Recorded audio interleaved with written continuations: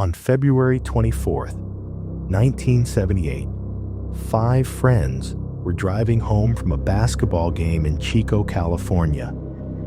It was a simple drive, but on a remote, snow-covered road, they took a wrong turn.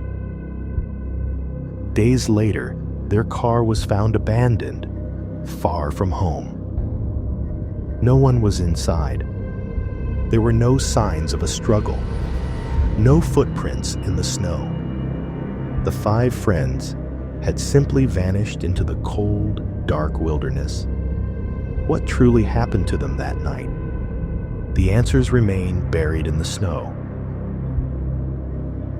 This is the mystery of the Yuba County 5.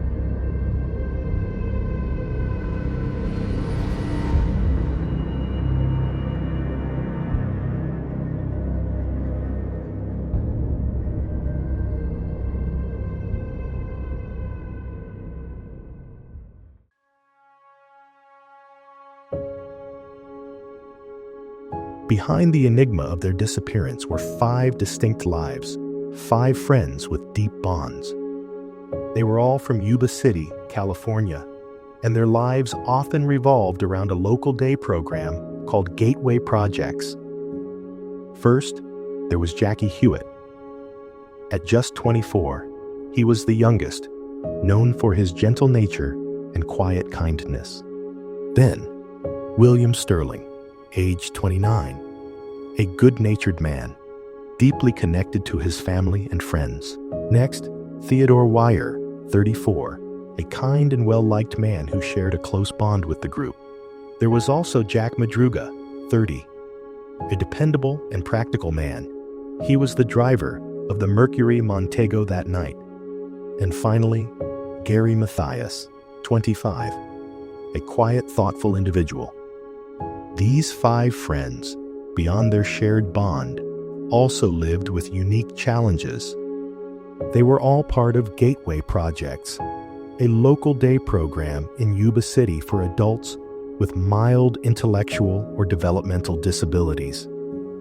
While each man lived at home with his family, this program was the heart of their social lives. Gary Mathias also faced his own struggles with psychiatric conditions. These unique circumstances, while not defining who they were, undoubtedly complicated their ability to navigate the crisis that unfolded in the desolate wilderness.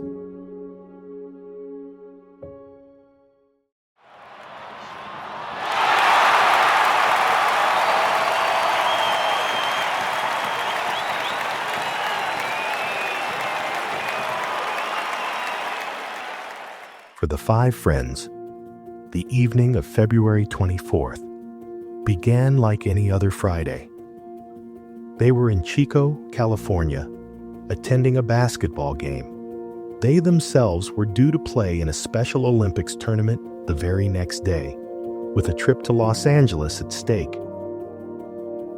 After the game, they made a stop at Bear's Market in downtown Chico. Here, they bought milk, soda, and candy bars, their last confirmed interaction with anyone. Around 10 p.m., they headed out, beginning their familiar drive home to Yuba City. But then, silence. They were never seen alive again. What happened after that final turn onto the open road remains one of the most baffling questions in true crime history.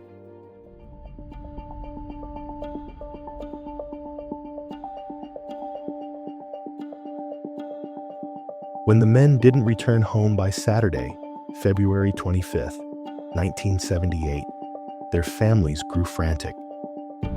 They knew something was terribly wrong.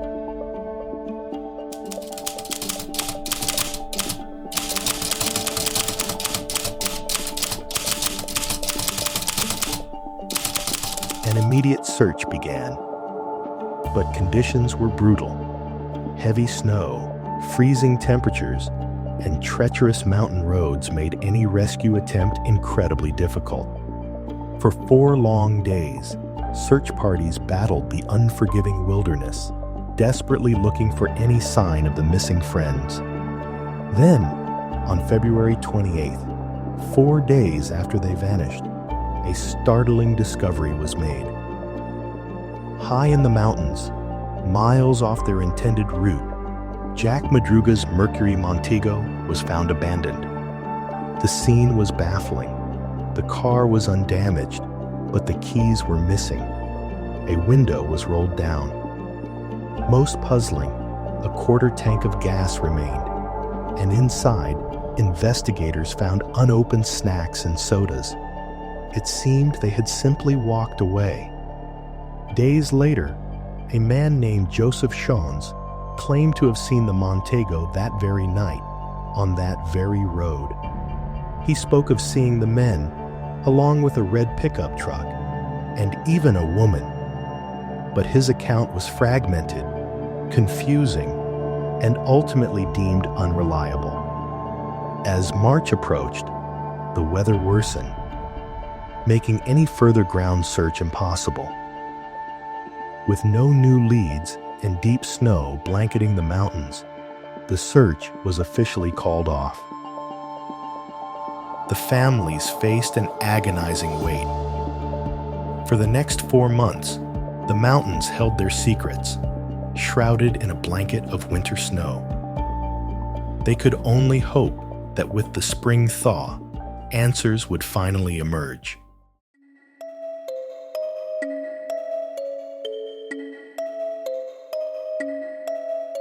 As spring finally arrived in June of 1978, the heavy mountain snow began its slow melt. With the thaw came the grim promise of answers. On June 4th, about 4 months after the friends disappeared, a group of motorcyclists, led by Roger Koch, were riding deep in the mountains. They decided to check on a small, out-of-the-way Forest Service trailer. Inside, they made a sad discovery. It was the body of Ted Wire. Ted had starved and frozen, even though there was plenty of food nearby.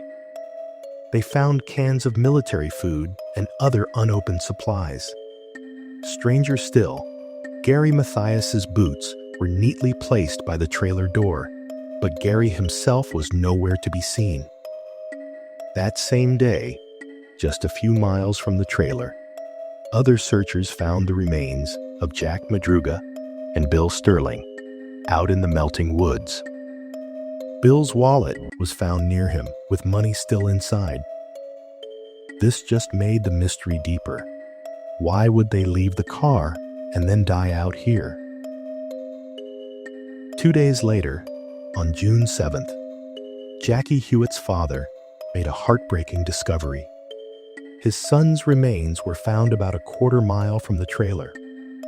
They found the bodies of 4 friends, but Gary Mathias was nowhere to be found. The story of what truly happened to them was just getting started.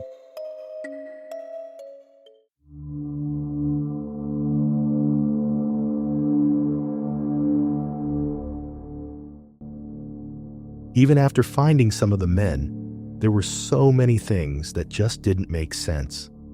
Many questions were still left unanswered. First off, why did they go into those mountains? Onto a road that was closed. They knew that area.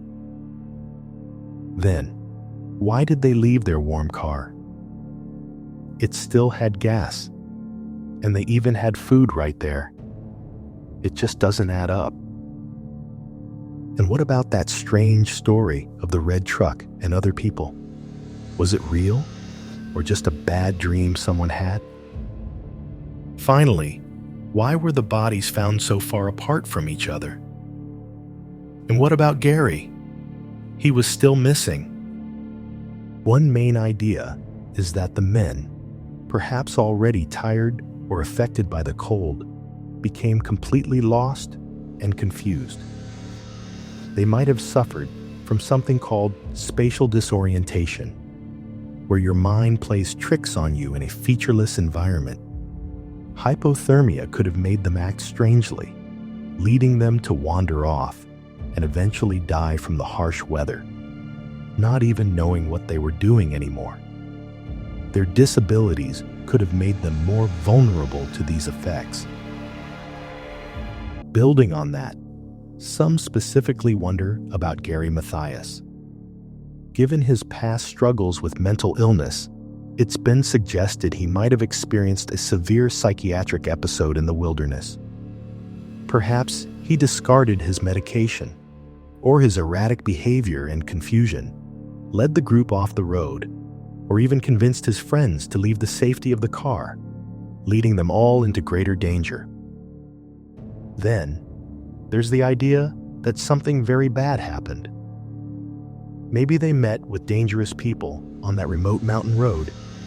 Some believe the red pickup truck sighting was real and that the men were forced from their car or even abducted. A violent struggle might have taken place, leading to their deaths, with their bodies scattered to hide what happened.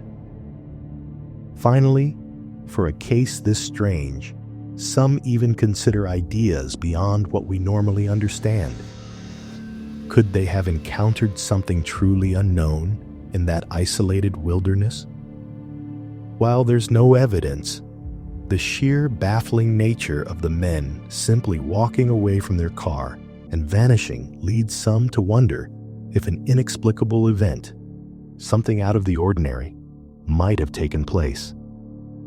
The Yuba County Five. 5 friends who went to a basketball game and never came home. 4 were found, but Gary Mathias was never found at all. Their baffling story, filled with strange clues and unanswered questions, still puzzles and saddens people today, decades later. It remains one of the most enduring and unsettling mysteries in true crime.